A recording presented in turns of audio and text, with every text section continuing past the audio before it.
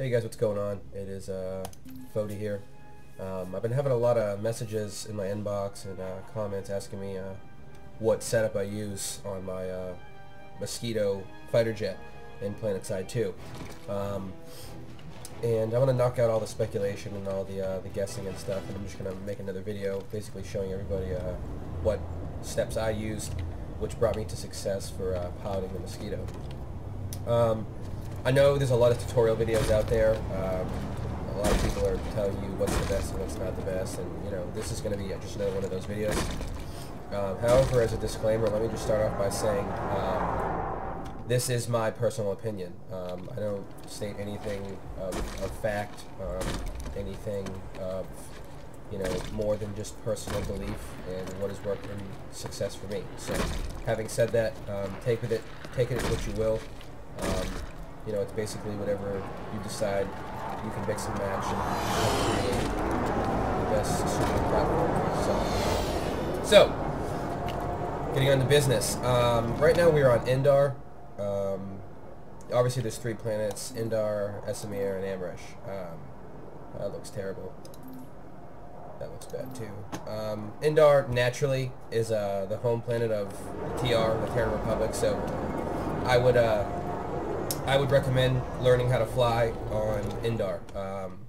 We usually have the majority of the map coverage, so it's probably your safest bet, so you don't get shot down right out of the warp gate. Another thing really quick, I just want to apologize. I'm just getting over the flu. It's flu season, and after getting out of the military, all my inoculations are wearing off, so I'm starting to get sick now, so bear with me with the whole sniffing and coughing. So like I was saying, yeah, learning to fly on Indar is probably your best bet. Now, when picking a Mosquito aircraft, there's 3 things you got to realize. There's 3 different styles of flying when you fly a Mosquito. One is anti-air. This is my first setup. Obviously, I have all my snow camo on because I was on SMA earlier today. Obviously, when flying, there's going to be enemy aircrafts in the air. You want to be able to quickly neutralize them basically as fast as possible before they can either A, take you out, or B, even be alerted to your presence and then, swarm you guys and take you down. Mosquitoes are neck and neck for the best aircraft spot in the game, right up there with Scythes. Unfortunately, Reavers aren't as strong as an aircraft. However, their infantry and their weapons do make up for it. But having said that, if you are TR, this video is basically for TR pilots. If you are a Scythe pilot, your plane does operate a little bit differently than Mosquito, and if you are a Reaver pilot, your plane also operates a little bit differently. So, yeah, this is mainly for TR pilots, so this is where we're going to start getting into the tutorial phase. I have 3 setups. I have an anti-air, I have an anti-ground, and I have a multi-purpose. It's all going to depend on situational awareness. If you're in a battle, and sometimes there's not a plane in the sky, and there's a million infantry on the ground, and you have air-to-air rockets, and you're like, damn, I wish I could shoot these guys on the ground. The rotary cannon right here, I use the M18 rotary.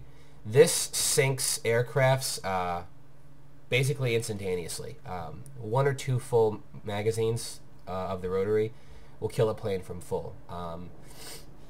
This is definitely going to be your best bet to shoot down enemy aircrafts. For optics, I use infrared. Infrared has the longest range. It also has some good color differentiation between ground targets, tanks, ATVs, and stuff like that if you're ever trying to get single targets on the ground. Utility slots, I use magazine sides. I'm putting more and more certs in as I go because you run out of rounds very, very fast, naturally, because it's a rotary turret. And then ammo, I just have the additional ammo. So, it's personal preference that I use infrared. You don't have to. You can use zoom.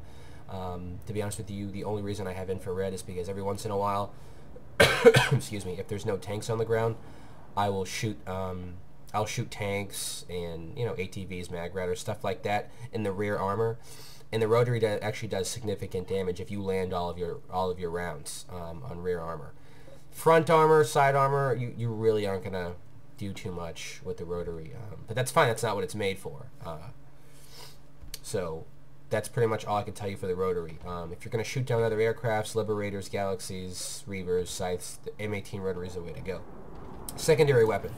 I'm using the Tomcat A2AM pods. These are air-to-air missiles. They shoot down other aircrafts. They have a lock-on system, which makes it much easier than the Hellfire rocket pods right here. They are guided missiles, so basically you keep your reticule on the target for, I think it's 2 seconds, 3 seconds. Locks on, you press your missile, you shoot your missile out, and it chases the target down and hits them. Now, be wary about these rockets. They're very, very quick moving, but they're not the smartest rockets in the world. A good fighter pilot can shake these missiles with no problem if he knows what he's doing. In a second, I'm going to get up in the air and I'm going to go air-to-air for a little bit, and then I'm going to go air-to-ground, and I'm going to show you guys the differences in between the two.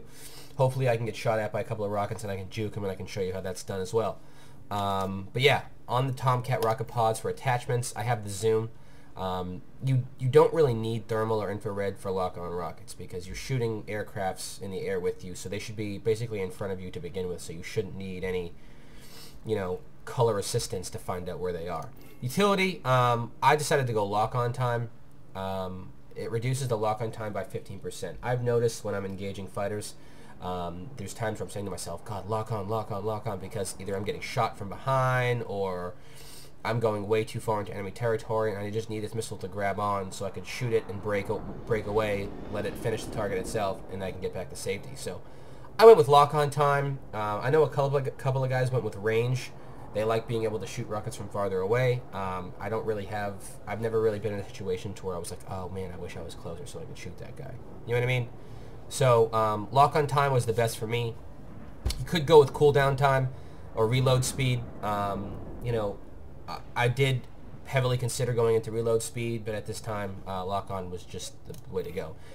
I do have the max ammo capacity. It gives you an additional 9 missiles for a total of 10. I highly, highly recommend on your Hellfires and Tomcats to drop as many certs as you can into obviously your ammo. Lets you have longer sustainability in the air and gives you a lot more kill capacity before you have to go back and rearm and refuel. So, that's primary and that's secondary. On to utilities. In my anti-air setup, I use decoy flares. Flares are a little pricey, especially if you get into level 2 and level 3. I think the next set of flares cost me 500 certs or 400 certs. Not 100% sure, and it's only 5 seconds off. As it stands right now, the default time is 45 or 40 seconds, and right now I have it down to 35. Which is nice. I don't really need much more than that. I've never had a time to where I've popped my flares and I've been like, oh man, I hope they're back up in time because I'm already getting locked on again. I've never really had that. 35 seconds is a pretty suitable time for flares. Those of you that don't know what flares are, basically, as you can read on the right-hand side, activate to disrupt active lock-ons and missiles that may be tracking the vehicle. Basically, a heavy assault on the ground locks onto you with a missile launcher, or an enemy aircraft locks onto you with their air-to-air missiles. You pop your flares. It will break the missile away so the missile doesn't hit you, and it also gives you an additional like 2 to 3 seconds of no lock-on, which is nice. Excuse me. So, like I was saying, decoy flares is the way to go, in my opinion, for air-to-air. Naturally, you're going to be fighting other planes. Other planes are going to be trying to kill you. Chances are they're going to have air-to-air missiles. If they do, flares are the way to go. I have used fire suppression on my air-to-air system, which is fantastic. Basically, once your plane gets into the red and catches on fire, your plane takes a slow dot, which is damage over time. Because your plane's on fire, it's naturally burning your aircraft to ashes. So if you can't land the plane in time, your plane will blow up. And usually people panic when their planes are in the red and they're on fire, and they don't usually come down with a smooth enough landing. Their plane will hit the ground too hard and they'll blow up either way. Flame suppression basically is like a quarter health heal for your plane. Brings your plane back into the one-third health, brings it back into green, and allows you to maintain proper stability and control the aircraft and touch it down on the ground. So I use fire suppression for my other build, but for air-to-air, flares are the way to go because, like I said, you're basically fighting other aircrafts. Moving on. Select defense. I don't really think anything else is as good as an anti-auto repair. Flat out. Nano auto repair is maxed out. As far as in my opinion goes, every time I'm out, I get shot with flak. Whether it's an Air Max, or it's an AA turret at a base, or just small arms fire from guys on the ground. Nanite auto repair is the best. Basically, if you stay out of combat for 10 seconds, 12 seconds, you have a 3.2% heal every 5 seconds, which all you have to do is get 1,000 meters up in the air and just hang out there for 30 seconds, and your plane will heal itself. It's great to scratch off that, minimal scratch damage that brought you down to half health or 75%. It just heals you right back up without you have to be like, oh, I'm worried my plane's not going to have enough health. Let me touch down and, heal, repair it, and then get back up in the air. No, this eliminates that entirely. It's definitely the way to go. I'm really not even going to cover the other defense stats. They're not viable, in my opinion. Like I said, this video is going to be a complete, opinionated reference guide that I'm giving you that's worked for me. So, airframes. Excuse me. The most vital part of the plane, in my opinion, are your airframes. I have the dogfighting airframe max, and I also have the hover airframe maxed. Naturally, for being in the air, it's kind of a no-brainer. Dogfighting airframe it gives you an improved turn, roll, and agility. Your plane pitch, yaw, and roll is very, very responsive with a level 3 dogfighting airframe. I outmaneuver planes all the time with dogfighting airframe 3. I'll give you some tips on how to do that. But if you want to have a substantial advantage over other aircraft, you got to max out your airframes. Hover stability airframe, it's a must-have for your air-to-ground system. Obviously, it gives you improved hover, air brakes, and vertical thrusts, which are crucial when you're attacking units on the ground. Because when you're attacking units on the ground, you want to slow down your plane as much as possible so you have as much time to shoot at the targets. I would say I would go for dogfighting airframe first, just because once you learn how to shoot down enemy aircrafts, shooting small, slow-moving ground targets will be a breeze for you. So, like I said, they're both a must-have. If you have to choose one to go first, I would choose dogfighting. Other than that, I don't really have a lot for you. I have a tinted cockpit, strictly cosmetic. I think it looks nice. For camo, I do have one pattern for every planet. I have the Pine Forest pattern for Amresh, I have the Sandy Scrub for Indar, and I have the Snow Aspen for Esamir. Whether or not that's worth it, it's, like I said, personal preference. I've noticed there have been times where I touch my plane down and I shut it off and I get out and people have flown right by my plane because it's blending in with the scenery. Whether or not that is viable for you, if you want to spend real-life money, it's up to you. If not, if you're on a budget, then that's fine. I have a decal, like I said, also cosmetic.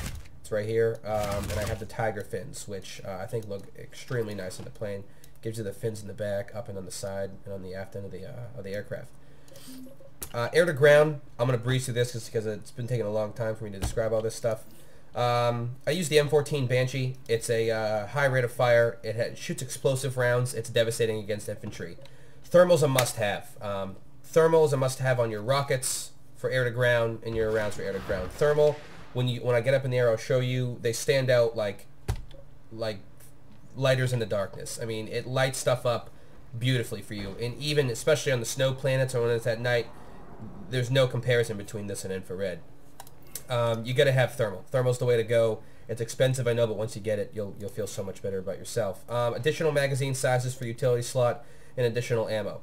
M14 Banshee shreds through infantry, shreds through maxes. It's not so strong against tanks and armor, but that's not what it's made for. It's made to kill infantry, and your Hellfire rockets are made for your armor. Hellfire rocket pods, obviously a must-have. I honestly am recommending you buy them with real-life money, with station cash. Only I say that is because it costs so many certs to buy these things with certs. And the way I look at it is, if you just spent the $2.50 to buy the stuff for your plane, that leaves you with 2,000 certs that you can put into all your stuff and have your plane that much upgraded already. However, if you are a strict non-buyer of any in-game currency, I understand, no worries. Save up your certs and buy them as they come. Attachments, same thing. Thermal and additional ammo. I maxed out the ammo on the rocket pods, giving me a total of 96 rockets, which gives you a lot of kill capacity. Other than that, I already went through the performance, utility, and defense frames. I went through everything else. So for a start off, let's go with an anti-air setup and see if we can shoot down some enemy aircrafts. Let's see where the action's at. Let's head over to Howling Pass. Now, I'm not going to give you too much of a tutorial on how to fly. Basically, you have to teach yourself. I can talk to you for an hour on how to fly your plane. Ultimately, it's going to be up to you to learn how to fly. I use mouse and keyboard. I taught myself on a joystick. However, Planetside recently has disabled, not really disabled, but eliminated all joystick configuration for this game. It's very, very hyper responsive. Basically, a tap of the joystick sends your plane spinning out of control like this. So I taught myself on joystick, but ultimately I practice on mouse and keyboard, and I taught myself that way. Having said that, I recommend flying around the warp gate. Not necessarily in the warp gate, because as you guys know, there's a lot of trolls inside the warp gate. They'll flip you, they'll crash into you, and you want to try to avoid stuff like that. A lot of friendlies on the ground, so I'm going to let them do their work. Yeah, see, this is the aircraft rotary gun. It's incredibly hard to hit infantry with this. Seeing how it has no splash, but ultimately you can hit infantry with it, and when you do, it's incredibly devastating. There's a lot of damage, but like I said, there's no splash, so unless you hit them with literally hit them with the rounds, you're not going to kill them. So basically, I'm going to hover over here for a second until we capture this point. I'm getting shot at by an infiltrator. Oh, is it him? Enemy medic! Right. See what I mean? It basically almost killed him in 3 rounds, but... Watch your 6! Infiltrator in the area! Okay, let's get out of here. Basically, I want to show you how to shoot down enemy aircraft, so I'm probably going to go heavy into enemy territory and find some enemy birds and shoot them down. Basically, guys, my favorite 2 buttons while flying is spacebar and shift. Shift being your afterburner, spacebar being your reverse thrusters to push yourself higher into the air. As you can see in my altitude bar, I'm constantly gaining altitude because I basically hold spacebar constantly when I fly. It's crucial to have higher altitude than enemy aircrafts, obviously because you can see down, they can't see up. So you constantly want to float around between 6 and 1,000 meter height when you're flying in the air. That way you can descend down upon your targets and you can pretty much salvo them down completely before they even realize what hit them. That's what our fighter pilots in America do to this day, and it works out pretty well for them. So might as well use it in a video game, right? Because it's based on realistic combat. So trying to find a plane here. See, there's an enemy liberator down there. I don't really want to land on a flight pad in a high combat situation like that. That was kind of amateur. But right here, here's a strategy for you guys. When you're coming down in a plane, salvo them down first with bullets before you lock on with rockets, because when you lock on with rockets, they immediately know that someone's down. So what you want to do is you have obviously reload time. Your rockets take a little bit longer than your rounds. So what you want to do is you want to shoot your entire salvo of rockets, or your entire, I got a sight behind me. Shoot your entire salvo of your Gatling turret. When that's reloading, switch to your rockets. Lock onto your rockets, fire your rocket, and then while that's reloading, switch back to your guns. And you want to rinse and repeat that process until the enemy's down. See, what I just did now was I slowed my plane down to about... I slowed my plane down to almost stall speed. When there's an enemy aircraft behind you, you want to slow down as much as possible and wait for him to pass you. Kind of like that old Top Gun trick in the movies with Tom Cruise. Hit the brakes and he'll fly right by you. It works in this game as well. You want to slow down as much as possible, and you want to get into like a spin war with these planes, and that's where the dogfighting airframe comes into its superior performance. Basically, you want to slow down to the point to where you guys you're spinning around each other trying to get somebody's tail in front of somebody's nose. With the level 3 dogfighting airframe, you can turn so fast, as you can see. You can turn incredibly fast to where you can get around them and get behind them and start getting rounds off until they bug out because they're afraid that they know they're not going to get onto you in time. So In close quarters, I highly recommend using your turret. You don't want to use rockets close end, naturally because it takes a long time for it to lock on. Always cue your targets too, so you don't lose track of them on your mini-map. See, right now rockets are away. I'm shooting the rotary salvo while my main turrets are loading. Shooting a rocket. Basically, you just run through this motion again and again and again. Another thing to remember: don't get directly behind a Liberator. The guns on Liberators have a lot of damage. They bumped up a lot recently, a lot. And they will devastate your Mosquito if he gets direct center mass around your cockpit, around the nose area of your plane. So what you want to do is when you're following a Liberator like that, run through your salvo like that, and then afterburner up, get like another 60 to 100 meters in the air, and come back down on top of him again like this. Because that way the gun can't get up high enough to keep track on you. A lot of the amateur pilots, I see they just keep their nose. Uh-oh. Amateur Liberator pilot. A lot of the amateur fighter jets, I'll see will just follow directly behind the Mosquito or behind the Liberator in a straight line. And they'll just get destroyed by the enemy gun because it's not, obviously it's not hard to shoot a target that's not moving at all. So, having said that, maintain altitude when you're fighting Liberators. There's really not a lot of enemy aircraft today. I probably would have been better off shooting air to ground. Oh, that's an enemy galaxy. That's good. I would have been better off going air to ground. I hear a scythe, I think. Oh, Jesus, don't me. Liberator just impaled me. But that's okay. I wanted to go air to ground anyways. So, one thing you guys gotta remember about this game is a lot of people play this game with malicious intent. If I had $1 for every time I was killed by a friendly aircraft instead of an enemy aircraft, I'd be rich. I don't know what it is. I don't know if it's 13-year-olds or people just having attention deficit disorder and they find themselves compelled to ram into other aircrafts. In his defense, I kind of did cut him off. But he did have the ability to slow his plane down and not hit me. But he wanted to just ram me because he knew he would kill me. So, be wary of other aircrafts, guys. Especially if there's a like a clusterfuck going on, when there's a lot of aircrafts hovering over trying to like get kills from one another. That shit's dangerous. You are and you can and will crash into each other. It's gonna happen. I'm usually not the culprit of why. What's this guy shooting at? Of why such and such crash. However, you know, it oh my god. That was an Air Max. You could tell by the heavy sound of the flak. That's probably not going to be the best area to go to, because I want to give you guys some actual air-to-ground gameplay, not me getting shot down instantaneously. Especially, you guys, remember, when you're in an air-to-ground plane, you're going to be close to the ground. So it's crucial to not get greedy. We have a saying, I used to play League of Legends, we have a saying, oh Jesus. We have a saying in that game, greed's is feeds. So, don't get greedy. When I mean don't get greedy, I mean, if you know you can get a kill, but you're taking substantial amount of damage doing it, it's not worth it. One death isn't worth the cost of your plane.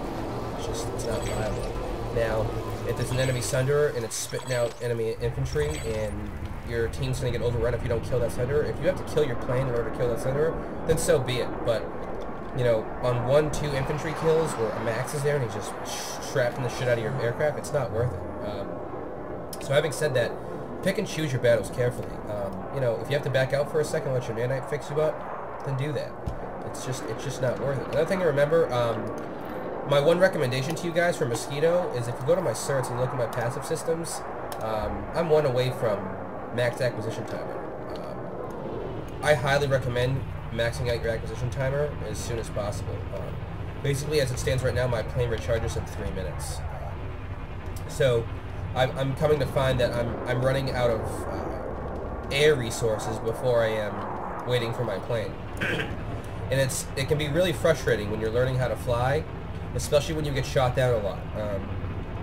I got extremely frustrated when I first started piloting because I felt like Mosquitoes had zero survivability, and that's not true at all. Mosquitoes have fantastic survivability if you know what you're doing. So, having said that, you know, it's crucial to put all your points into the reacquisition timer. So if you get shot down, you don't get discouraged. You just get right back in the fight and head back out and start doing what you need to do again. I was lucky. I was blessed. I was in double XP weekend. Plus, I have my subscriber. Plus, I have my subscriber bonus. Spotted. Plus, I have. What do we have here? Next.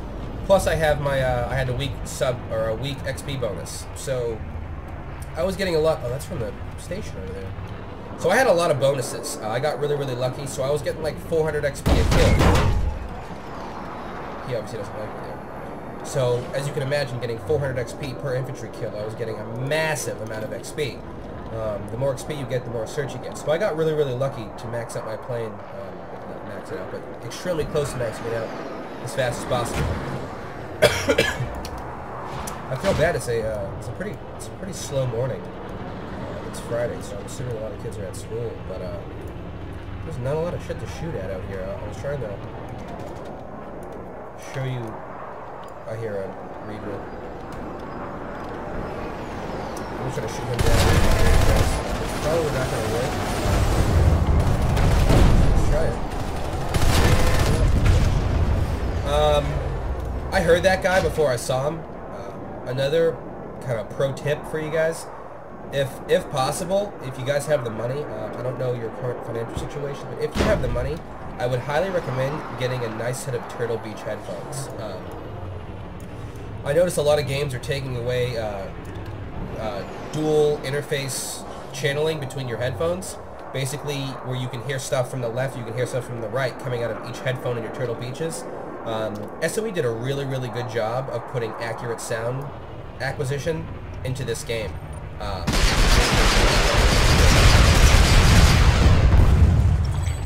They did a really, really good job. Basically, I could hear stuff. I can hear a pin drop on these headphones. When I'm in infantry, I can hear people's footsteps coming up behind me or next to me. If you turn the bass boost on, you get some really, really detailed sounds. I was very, very happy with the amount of accuracy that these headphones portray in realistic firefighting scenarios. So, it's not an infantry. Oh, there's a guy. As you guys can see, that was like 6 rounds on target, and I killed him instantaneously. This Gatling turret is very, very effective against infantry. Another strategy what I use is I call this the Weaver formation. Basically, it's like you weave back and forth. You do strafing lines from one side to another. All I'm doing right now, guys, is holding spacebar. As you can see, my altitude on the right, it stays steady because I'm having my nose down. So my plane naturally wants to go down, but the spacebar is keeping it in the air. And basically, I run back and forth between the base non-stop like this. This is all I do. I strafe back and forth, getting constant runs on the enemy. Somebody just captured A. Let's get a little altitude. Coming out on top of them. Do a little backflip here. Is that him? No, I don't see him. Another thing you can do, I've noticed a lot of Mosquito pilots are starting. Somebody just shot me. I don't even know where that was from. What a lot of Mosquitoes are starting to do is they just keep their nose steady. With the hover airframe, you have the luxury of doing this. You can just sit here and hover and camp. Enemy light assault in the area. However, yeah, like for instance, they'll camp the front spawn. Like you can say this is the front spawn, they'll just camp here. However, the problem with that is you're really susceptible to enemy rocket fire right there. You know, if you're not paying attention, somebody's next to you, comes up behind you, hits you with a rocket, hits you underneath with a rocket. Mosquitoes don't do well versus dumbfire rockets. It'll hurt you bad. So be careful with just sitting still. I don't do it, obviously, because the game gave me the ability to fly in the air, so I'm going to utilize it. Whichever way you prefer. If you want to hover, all you have to do is get your plane, get your nose of your plane level to the deck. So as you can see, it's straight, and just tap your spacebar. Keep yourself steady.